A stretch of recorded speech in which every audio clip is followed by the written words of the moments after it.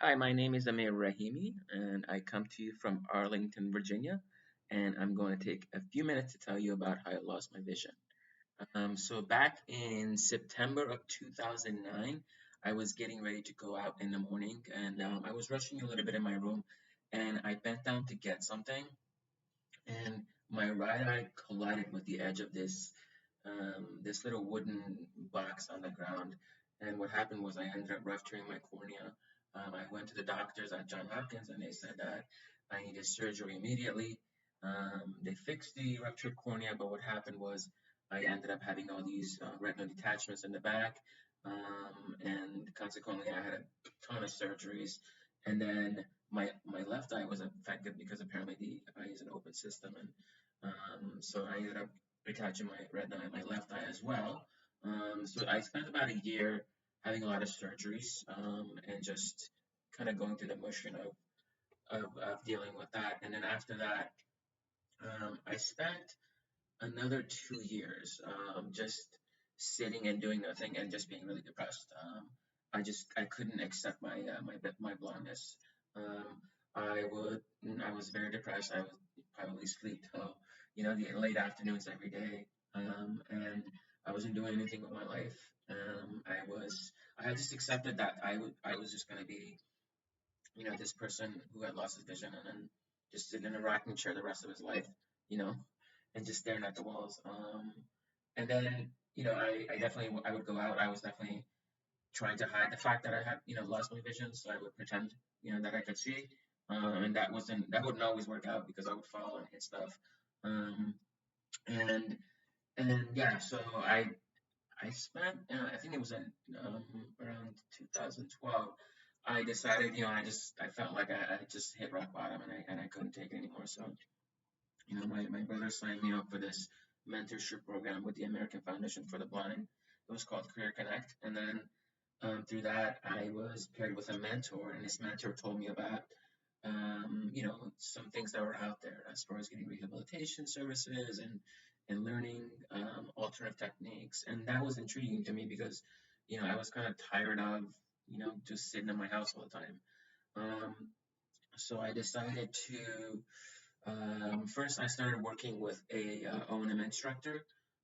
Her name was Mary Beth, and Mary Beth came and she slowly got me into using my cane, which I was really afraid of using because I thought people were staring at me and they were judging me.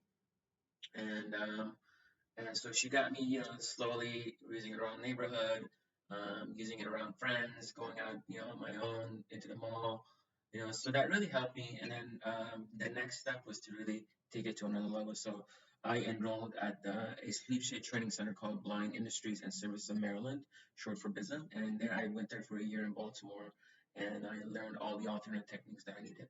So everything from using cane travel, cooking and cleaning, um, and we had a woodshop class where I built a coffee table out of cherry wood, and learned Braille and assistive technology, and we did all these under sleep shades.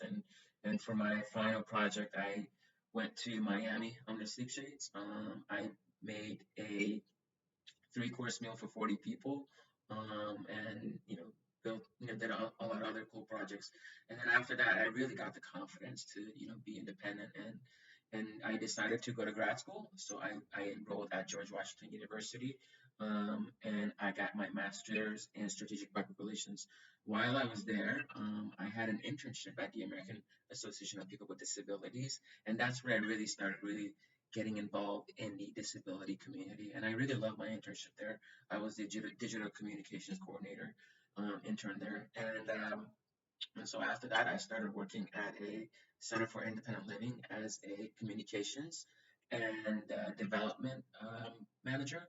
And again, there I started really getting passionate about, because I had gone through a lot, as far as after losing my vision, and going through the rehab, and then also finding employment.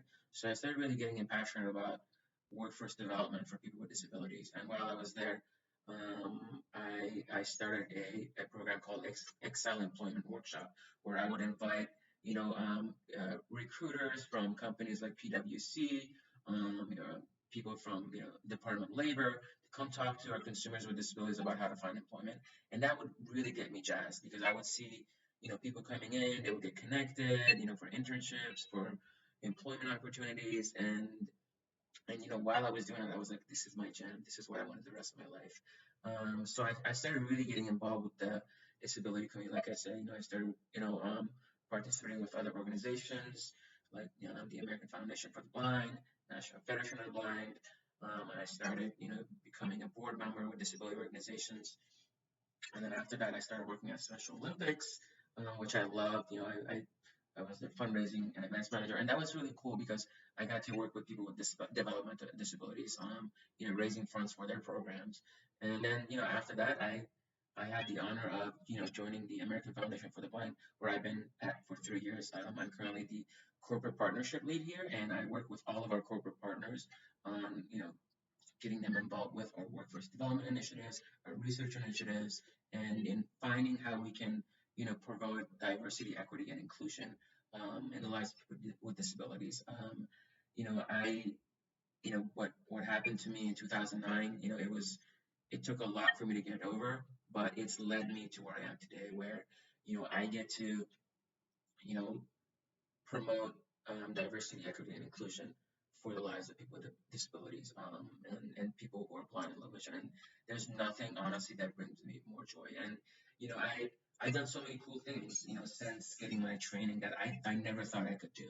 Um, you know, I, I recently bought a home. I live, independently on my own. Everything that I do on my own. And there was a time where I couldn't even step out of the house without, without the assistance of my family and friends.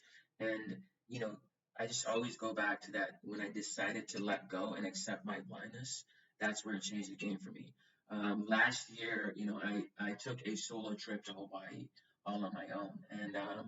And I remember I was sitting, I went to Kauai. It was my first time ever going on a solo vacation.